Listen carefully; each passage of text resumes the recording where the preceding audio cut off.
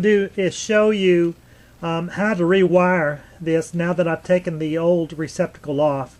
By the way, this is called a GFCI, and GFCI stands for Ground Fault Circuit Interrupter. It's designed to interrupt the circuit or the power if there is any problems on this circuit itself, on this line coming in or line coming out.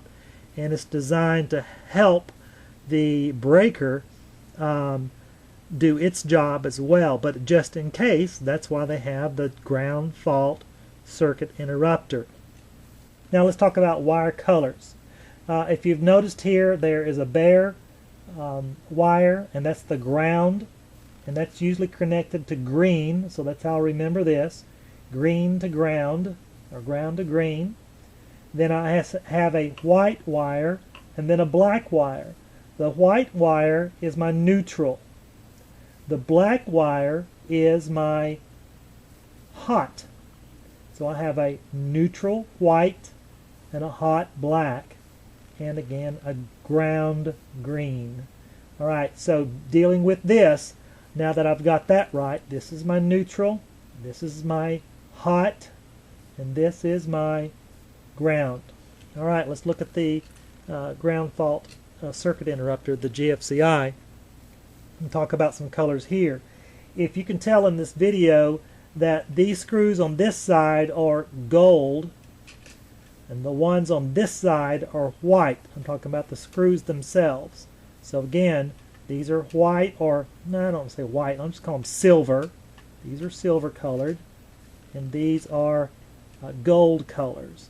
Alright, now what you want to do is, the reason I call them white, because in my head I've already learned that white goes to white, and then of course the other color takes care of itself. The black will go to the gold.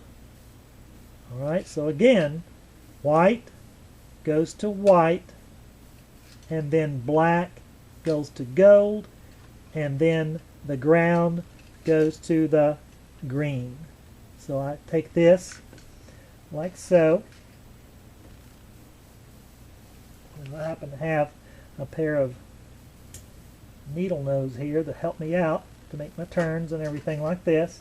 And the secret now is to take the way that the screw turns, and actually I'm going to flip this over because I've already messed up. Take this right here, flip this over because I want to have it in the direction that I'm going to turn. So I'm going to take my ground and connect it here. I'm going to pinch a little bit of the wire ends together. That way it stays on there just a little bit better. Let's see if I can get it up and can take us a little bit. There we go. Now what I do, again, I'm not touching the naked part because I've already broken myself of that habit. And what I'm going to do is take this screw and take it and just bear down on it. Okay, so now that I've got a good connection there, I can go ahead and flip. Now what I'm exposed to here is load and line. So my load, my power line over here, and then my on the right, and then my load on the left. So initially, remember what I said, is that the load goes on this part. So what I'm going to do, again, take my wire. I'm going to have to finagle just a little bit with it. This is on the gold side. Remember that part. Take it like so. And I need to go ahead and open this up. Now there are some simpler ways to do this, but I'm not going to worry with that right now. I'm going to keep everything just really simple in this video. So again, I'm just going to open it up, take my wire, turn it in the direction that it's going to go.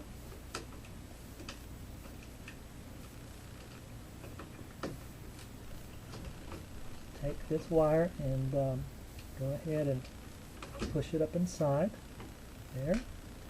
And now, again, I take this and turn it. That's my load on the left. Now I take this one on the right. That's my power line. Again, I'm going to see if I can just get me a little bit better hook in it. Take this and open it up all the way. Now I've got that. I'll just hold it in place until I can get a good bite on it. And we're ready to rock and roll. Earlier we said the load goes to the left, so this is my load. I'm going to open this up, unscrew,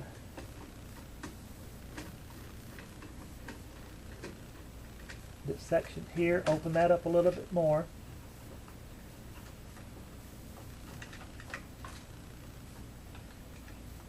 Take this open, slip it around.